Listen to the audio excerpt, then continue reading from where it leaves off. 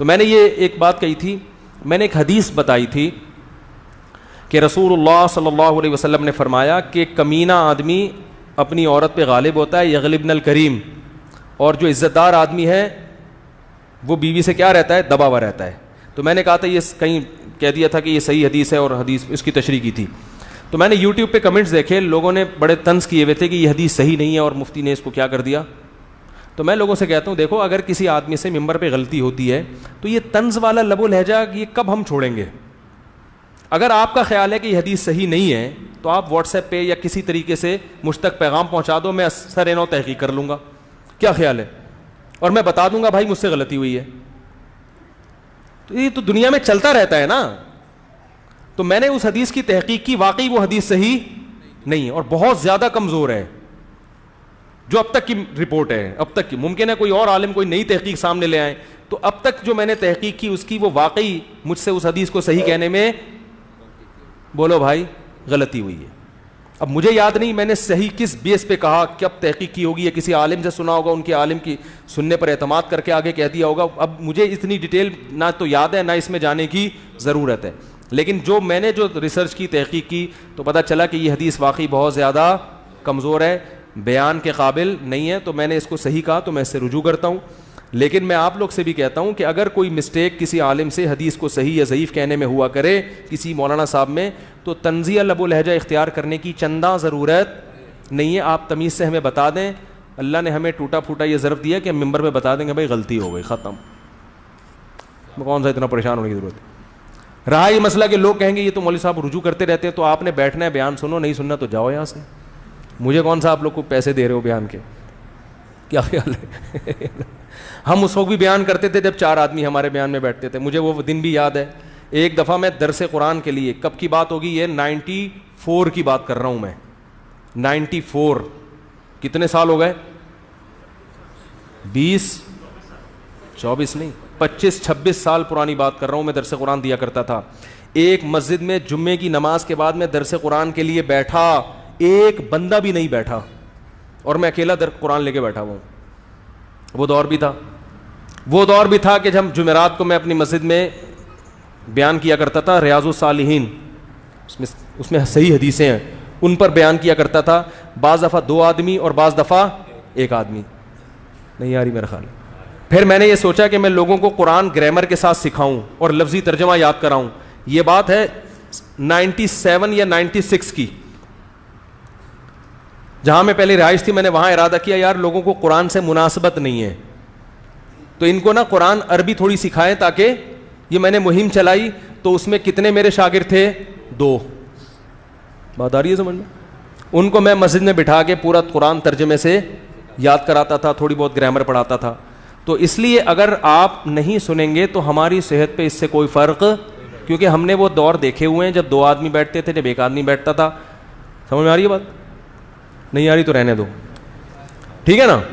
تو طنز والے لب و لہجے سے کوئی فائدہ نہیں ہے, ٹھیک ہے نا. پھر وہ دور بھی ہم نے دیکھا کہ جب سیلفی گیری کا دور شروع ہوا اور ہم لوگوں کو بھگا رہے ہیں کہ بھائی ملاقات کا ٹائم نہیں ہے, سیلفی نہ بناؤ, اللہ کا واسطہ تشریف لے جاؤ, عزت کے ساتھ زندگی گزارنے دو. جو بھی آ رہا ہے مفتی صاحب تھوڑا یہاں دیکھیں, ایک سیلفی لینی ہے آپ کے ساتھ, دیکھ لیا بھائی, تھوڑا سا مسکرائیں بھی, اچھا مسکرا بھی لیا. اب یہاں روشنی صحیح نہیں آ رہی تھی, ایک دوسری والی اب یہاں سے لیں. ایک آدمی گیا, پھر دوسرا آ رہا ہے, پھر تیسرا آ رہا ہے, پھر چوتھا آ رہا ہے. تو یہ بھی ہم نے دیکھا ہے, وہ بھی دیکھا تھا. تو اللہ کا اب تک کی رپورٹ کے مطابق, بڑی دعوے نہیں کرنے چاہیے, تو ہم نے دونوں سیٹ اپ دیکھے ہیں. تو اگر آپ تشریف لے جائیں گے, ٹھیک ہے, کہ ہر دفعہ شادی کرتے رہتے ہیں اور ہر دفعہ یہ اسی پر بات کرتے رہتے ہیں, تو آپ کے تشریف لے جانے سے ہماری صحت پہ فرق بولو بھائی نہیں پڑے گا. ہم نے وہ منظر بھی دیکھا ہے, یہ منظر بھی دیکھا ہے.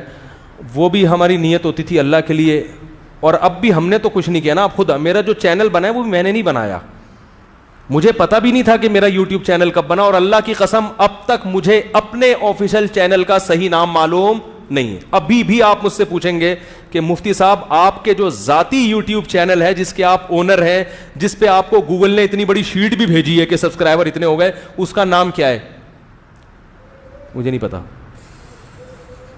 کوئی مجھ سے پوچھ رہا ہو تو میں کہتا ہوں پوچھ کے بتاؤں گا. تو یہ سب ان لوگوں نے کام کیا, جو بچے بیٹھے ہوئے ہیں نا, یہ بچے بھی مارکیٹ میں کہاں سے مل گئے مجھے نہیں پتا, خود ہی آتے رہے, خود ہی جاتے رہے. سارا وہ ایک عثمان ہے, اس کی محنت ہے, وہ ایک احمد طالب ہوتے ہیں USA میں, اور بھی ہیں بہت سارے لوگ ہیں جن کو ابھی مجھے عثمان نے کہا کہ یار اللہ کا واسطہ اتنے لوگ بیانات کو پھیلا رہے ہیں, کو کبھی کسی کو چائے تو پلا دیں, کو اپریشیٹ تو کر لیں. تو پھر میں مہینے میں, بلکہ مہینے میں بھی نہیں, 4-6 مہینے میں ایک دفعہ انہی کے مشورے پر انہی کو کہہ کے کہ آپ ہی بلا کے سموسے بھی خود ہی کھلا دو, چائے بھی خود ہی پلا دو, میں بیٹھ کے تھوڑی سی حوصلہ افزائی کر دوں گا. بہت اچھے بھائی, بہت اچھے, ماشاء اللہ, بہت ثواب مل رہا ہے آپ لوگوں کو, اس سے زیادہ. اور ہر دفعہ پھر پوچھنا پڑتا ہے آپ کیا کرتے ہیں. وہ کہہ رہے ہیں میرا واٹس ایپ گروپ ہے جو میں اتنے لوگوں کو پھیلا دیا, اور کہہ رہے ہیں مفتی صاحب ہر دفعہ پوچھ رہے ہوتے ہیں آپ کیا کر رہے ہیں. 5 سال سے میں آپ کے بیانات کو پھیلا رہا ہوں اور 1 روپیہ نہیں کماتا. تو اس دفعہ پھر میں نے کہا یہ بدتمیزی ہو گئی یار, بیچارہ اتنا کام کر رہا ہے. تو میں نے کہا اپنا نمبر, پھر میں نے اس اتوار کو جو جوڑ تھا اس میں ان لوگ, پچھلے اتوار کو, اس میں ان لوگوں کے نمبر محفوظ کیے, اور جو کام کر رہے ہیں وہ, تاکہ پتہ تو ہو کہ یعنی تھوڑا سا انسان کو حوصلہ افزائی بھی تو کرنی چاہیے نا کہ یار آپ فری پھوکٹ میں ماشاءاللہ اتنا کام کر رہے ہو. جو اگر پیسے کما کے کر رہا ہے تو مجھے اس پہ بھی اعتراض نہیں ہے, کر تو اچھا ہی کام رہا ہے نا. پیسے کمانے کے غلط طریقے بھی ہوتے ہیں, تو اچھے طریقے سے کما لے بھائی تو جو پیسے کما کے کر رہے ہیں میں ان کو بھی اپریشیٹ کرتا ہوں. یار یوٹیوب پہ پیسے بھی کما رہے ہو تو کوئی بات نہیں, وہ گانے کے ذریعے بھی تو کما سکتے تھے نا.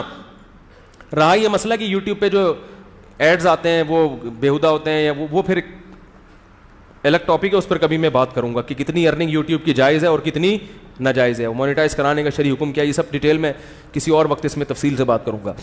تو اس لیے جو طنز کرنے والے لوگ ہیں نا کہ شہرت کا بھوکا اور فلانا بھوکا اور یہ بھوکا اور وہاں چلا گیا, ہانگ کانگ جیسے لگ رہا ہے پہلی دفعہ گئے ہیں. ہانگ کانگ میں وہ لائیو کوریج کر رہا تھا نا, کہہ رہے جیسے دنیا میں اس سے پہلے کوئی ہانگ کانگ گیا ہی نہیں ہے. تو جب آپ کا اپنا ظرف چھوٹا ہوگا نا تو آپ کو سارے چھوٹے دماغ کے لگیں گے. مجھے پتا ہے دنیا ہانگ کانگ کی اتنی بڑی, ہم تو خدا کی قسم جو مزہ میں کراچی میں آتا ہے کہیں بھی نہیں آتا. میں ہانگ کانگ گیا, وہ مجھے روک رہے تھے, میں نے کہا میں واپس جا رہا ہوں. مجھے ہم نے دکھا لیا پتھر اتنے صاف, آپ لوگ کتنے اچھے, بس اب ہم جا رہے ہیں کہاں, وہ کھڈے ہمیں W11 کے. کیا خیال ہے بھائی, ہماری زندگی یہاں گزری, ہمیں مزہ کہاں آئے گا. کراچی لوگ امریکہ سے فون کرتے ہیں حضرت بڑا زبردست ملک ہے, میں کہتا ہوں W11 ہے, نلی نہاری ملتی ہے یہاں پہ, مغز نہاری ہے, بریانی ہے, بریانی کراچی کے علاوہ دنیا میں کہیں نہیں ہے. میں نے کہا بھائی اپنا مزہ یار, پولیس والوں کو دیکھ کے مزہ آتا ہے. کیا خیال ہے, ایسا عجیب سے ایمان تازہ ہوتا ہے کوئی پولیس والا نظر آئے کہ یار نکلنا کہاں سے ہے. ہم اس کے عادی ہو گئے. اب نہ وہ پولیس روک رہی ہے, بات کر رہی ہے پولیس, تمیز سے بات کر رہی ہے, مزہ ہی نہیں آتا. ہانگ کانگ میں جاؤ یار, ہر آدمی تمیز سے بات کر رہا ہے, کوئی پھڈا ہی نہیں دیکھا. کراچی ایئرپورٹ پہ میں 2 دفعہ اترا ہوں, پہلے بینکاک سے اور ہانگ کانگ سے نا, پچھلے 2 سال پہلے بینکاک سے اترا تو بینکاک میں بھی کوئی نہیں لڑتا ہوا دیکھا. جیسے ہی ایئرپورٹ